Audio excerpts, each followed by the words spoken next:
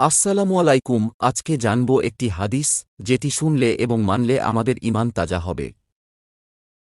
রাসূলুল্লাহ সাল্লাল্লাহু আলাইহি ওয়াসাল্লাম আর সাহাবীগণ আলোচনা। হাদিস: একটি মরুভূমিতে রাসূলুল্লাহ সাল্লাল্লাহু আলাইহি ওয়াসাল্লাম এবং তাঁর সাহাবীরা বসে আছেন। রাসূলুল্লাহ সাল্লাল্লাহু আলাইহি ওয়াসাল্লাম বলেন, হে আমার প্রিয় সাহাবীরা, তোমরা কি জানো আল্লাহর সবচেয়ে প্রিয় বান্দাকে?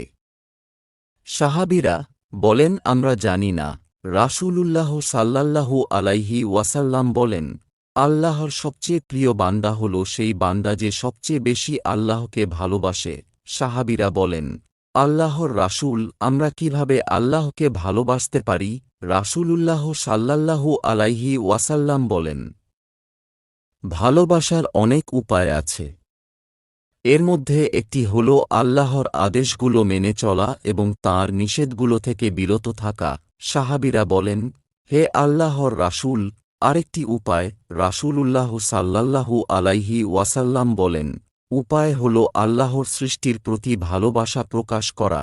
সাহাবীরা বলেন, হে আল্লাহর রাসূল, কিভাবে?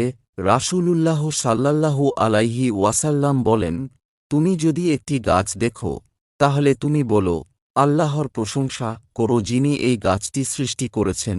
তুমি যদি একটি প্রাণী দেখো, তাহলে তুমি বলো, আল্লাহর প্রশংসা করো যিনি এই প্রাণীটি সৃষ্টি করেছেন। সাহাবীরা বলেন, হে আল্লাহর রাসূল, আরেকটি উপায়? রাসূলুল্লাহ সাল্লাল্লাহু আলাইহি ওয়াসাল্লাম বলেন, উপায় হল আল্লাহর নাম জপ করা। তুমি যখনই আল্লাহর নাম জপ করবে, তখনই তোমার অন্তরে আল্লাহর ভালোবাসা বৃদ্ধি পাবে। সাহাবীরা বলেন, আল্লাহর রাসূল, আরেকটি উপায়?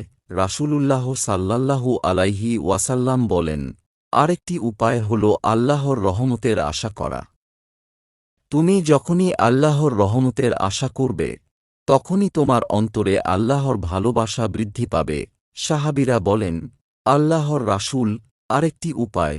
রাসূলুল্লাহ সাল্লাল্লাহু আলাইহি ওয়াসাল্লাম বলেন, আরেকটি উপায় হল আল্লাহর ভয় করা। তুমি যখনই আল্লাহর ভয় করবে, তখনই তোমার অন্তরে আল্লাহর ভালোবাসা বৃদ্ধি পাবে। সাহাবীরা বলেন, আল্লাহর রাসূল, আমরা আপনার কথাগুলো মনে রাখব এবং সে অনুযায়ী আমল করব।